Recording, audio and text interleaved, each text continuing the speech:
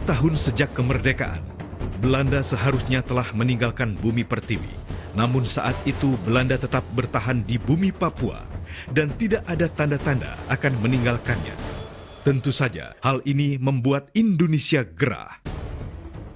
Salah satu cara ditempuh untuk memaksa Belanda adalah melalui konferensi meja bundar di Den Haag pada 23 Agustus 1949. Perundingan tersebut menghasilkan pengakuan kedaulatan Indonesia atas seluruh tanah bekas jajahan Belanda kecuali Irian Barat yang baru akan dikembalikan 2 tahun kemudian.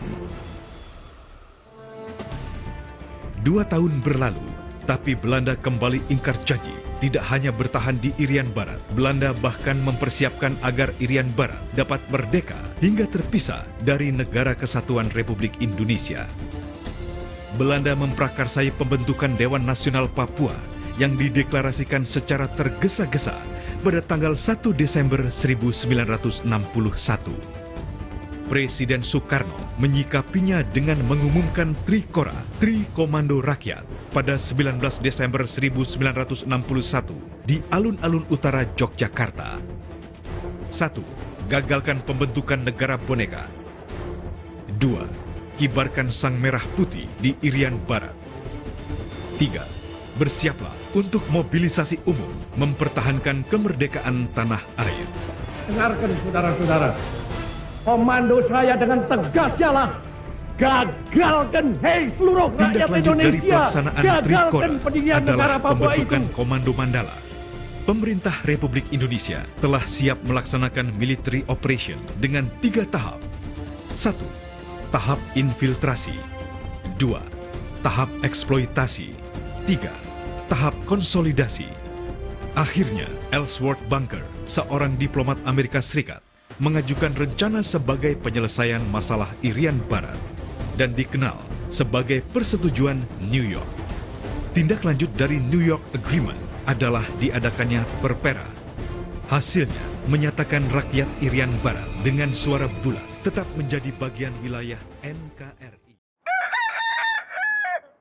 Selamat siang semuanya, Binusian yang ada di rumah masing-masing. Pada hari ini kami dari tim Bahasa Indonesia dan PPKN Binus School Bekasi akan melaksanakan wawancara nih dengan seorang bapak veteran yang pada waktu itu memiliki profesi sebagai tentara aktif dan sekarang sudah purnawirawan, artinya sudah pensiun dari kedinasan, tetapi kebanggaan sebagai tentara itu kami yakin masih ada di dalam diri Bapak. Nah, untuk memperjelas dan untuk semakin kita mengenal bagaimana kehidupan Bapak dulu sampai dari masa dinasnya sampai sekarang ini, kita akan mendengarkan bagaimana kisah-kisah Bapak. Oke, Bapak, terima kasih sudah hadir bersama kami di tempat ini. Sebagai prakata awal ini, Pak, saya ingin konfirmasi. Bapak bernama Haji Syarif Sucipto. Benar nggak, Pak, ya? Oh, iya. Panggilannya apa nih, Pak? Saya boleh menyebut Bapak dengan nama siapa ini, Pak? Syarif atau Pak Sucipto? Panggilannya Syarif. Oh, Pak Syarif. Panggilannya Syarif. Ya, baik Pak Syarif, terima kasih. Jadi Pak Syarif ini, ya anak-anak Binus School Bekasi, Pak Syarif ini lahir tanggal 7 Februari tahun 1943. Ya, jadi menurut kurikulum vitae-nya Bapak, ya kan, tentara aktifnya itu pada tahun 1961. Jadi angkatan 1961 ya Pak ya? Ya betul. Oh, 1961. Baik Bapak, terima kasih untuk konfirmasi awal ini. Baik Bapak, kami mau bertanya nih Pak. Kalau membandingkan, Bapak kan masuk kedinasan kan tahun 1961 nih Pak ya. Sementara Ya, Bapak itu lahir tahun 1943. Jadi Bapak itu masuk ke dunia kemiliteran itu pada umur 18 tahun ya Pak ya. Nah, ini yang ingin saya tanyakan Pak. Motivasi Bapak apa? Kok memilih menjadi tentara Pak? Ya mungkin karena Allah Subhanahu wa Ta'ala menakdirkan mungkin. Nah, makanya saya merasa tidak berat, ringan, rasa senang. Ya seberat apapun rasanya biasa saja gitu yang saya laksanakan. Itu. Setelah masuk ke dinasan, Pak, ini pangkat awal masuknya apa? Kemudian ketika masuk ke purnawirawan itu pangkat terakhirnya apa, Pak? Nah, tentang pangkat karena begini ya. Terus terang saja, saya tidak gila sama pangkat. Terus terang aja, pada waktu pimpinan kita, Pangabean itu, untuk pangkat-pangkat prajuritnya itu sangat-sangat berat. Sangat tidak dihargai prajuritnya itu. Jadi sampai pensiun, terus terang aja ini ya, Kopral 1. Kopral 1? Iya, dari sampai pensiun. Pensiunnya saya tahun 90. Ketika Bapak masih aktif menjadi tentara, Indonesia itu sedang mengalami apa, Pak? Nah, saya ada tugas-tugas juga, Pak. Dari tahun 62, ini pembebasan Irian Barat, Pak. Tahun 62. Dikenanya di kota Ambon. Nah, kita orang seni. Jadi Ambon itu ada kapal lapangan terbang, Masohi.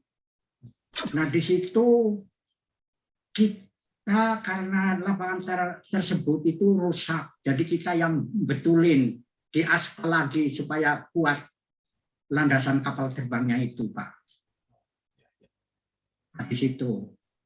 Lah, makanya kita dapat gelar veteran karena pembebasan Irian Barat itu. Oh, jadi Bapak aktif untuk tugas di Irian Barat itu ya, Pak ya? Iya. Pada waktu itu. Oh, iya. Dengan submisinya membangun landasan pesawat terbang itu ya, Pak ya? Iya. Oh, baik-baik, Pak. Nah, ini sekarang, Pak. Pengalaman apa nih, Pak, yang paling berkesan ketika Bapak berjuang untuk mempertahankan kedaulatan negara, Pak? Ya, semua pengalaman yang saya rasakan, ya semuanya baik. Dan negara kita damai. Nah, waktu itu kita setelah selesai dari pembebasan Irian Barat, karena kita di kota Ambon, nah, pada waktu itu kan dijajah oleh Belanda, Jepang itu. Nah, setelah Belanda mengembalikan lagi negara Republik Indonesia ke Indonesia, ya udah, jadi pasukan-pasukan yang ada di garis depan dikembalikan lagi ke induk pasukan masing-masing. Nah, sekarang gini, Pak. Bapak Ya. masih enggak, ketika Bapak bertugas, pernah tidak Bapak itu mengalami ketakutan sebagai seorang tentara? Saya tidak mempunyai rasa takut terhadap siapapun. Iya, Ya. yang penting kita benar. Ya, betul, Pak. Itu. Mohon maaf nih, Pak. Mungkin kan rekan-rekan seperjuangan Bapak mungkin mohon maaf ini. Mungkin sudah ada banyak yang meninggal ya, Pak ya. Betul. Apakah ini juga menjadi ketakutan Bapak atau tidak, Pak? Tidak takut. Karena semua karena Allah.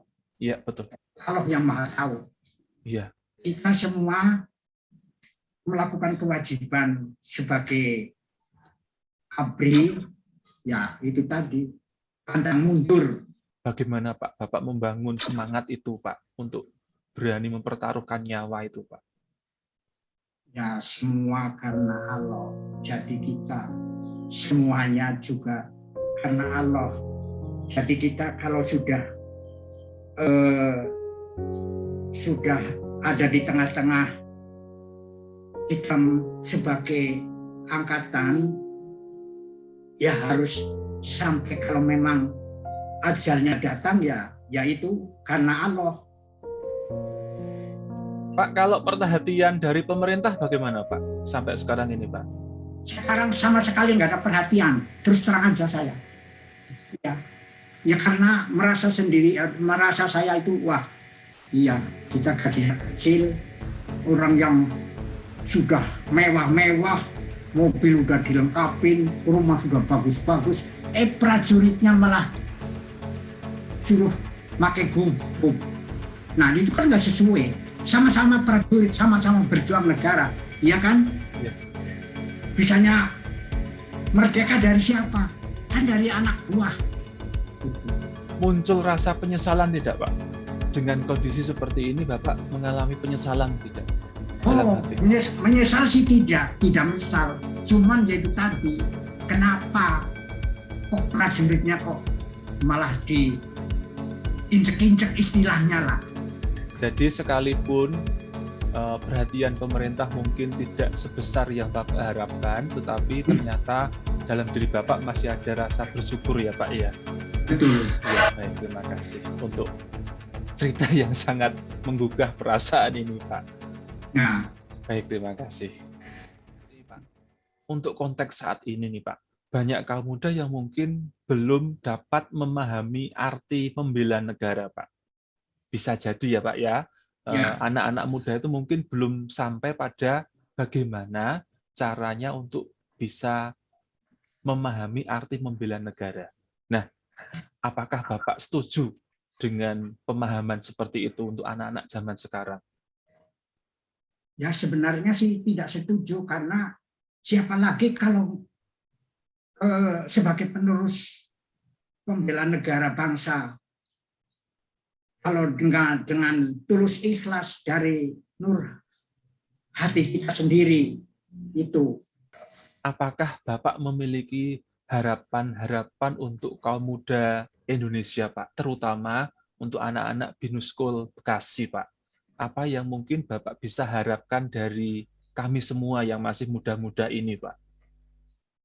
Ya mudah-mudahan saya doakan agar anak-anak muda sebagai penerus bangsa negara Republik Indonesia diberikan hati yang ikhlas untuk membela negara bangsa Indonesia. Kalau boleh disimpulkan ini, Pak, satu kata atau satu kalimat apa yang menginspirasi Bapak, yang bisa dibagikan untuk kami apa, Pak? Ya, kata-kata yang berkesan buat saya berterima kasih kepada Allah Subhanahu wa Ta'ala yang telah memberikan hidup saya sampai sekarang masih sehat. Berterima kasih kepada Allah Subhanahu wa Ta'ala yang telah memberikan nikmat iman, nikmat Islam, nikmat gelang kepandang tubuh, kesempurnaan percaya, kesehatan badan, pikiran, kebahagiaan dan sebagainya. Amin. Terima kasih Bapak untuk kata-kata terakhir ini. Semoga ini sungguh dapat menginspirasi kami semua yang masih muda-muda ini.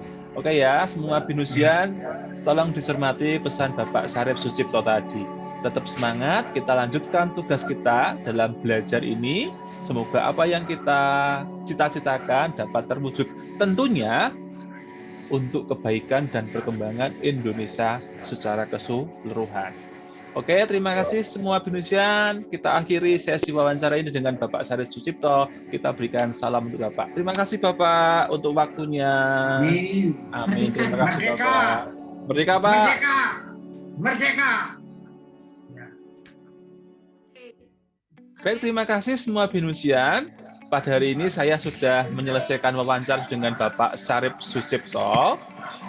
Semoga pada perayaan Hari Pahlawan pada hari ini, apa yang kita dapatkan dari Bapak Syarif Sucipto sungguh dapat menginspirasi hidup kita, ya, dapat memacu hidup kita dan bersemangat melanjutkan perjuangan-perjuangan seperti beliau ini. Oke, tetap semangat menjaga Indonesia, tetap semangat dan setia menjadi Binusian. Oke, salam untuk semuanya. Terima kasih Bapak. Sama-sama, terima kasih.